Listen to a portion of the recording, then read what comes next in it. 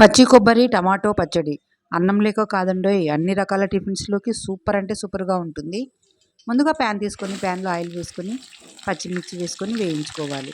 ఇవి కాస్త వేగిన తర్వాత జీలకర్ర కరివేపాకు వేసి వేయించుకోవాలి. ఇవి వేగిన తర్వాత టమాటాలను చిన్న ముక్కలుగా కట్ చేసి వేసుకోవాలి.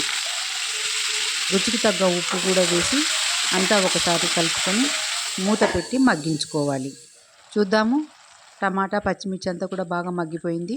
ఇప్పుడు పచ్చి కొబ్బరిని ముక్కలుగా కట్ చేసి వేసుకోవాలి. కొద్దిగా చింతపండు రసాన్ని అలాగే కొత్తిమీరను కూడా వేసి కలిపి మూత పెట్టి మగ్గించుకుందాము. చూద్దాము, అన్నీ కూడా మగ్గిపోయినాయి. ఒకసారి కలుపుకుందాం.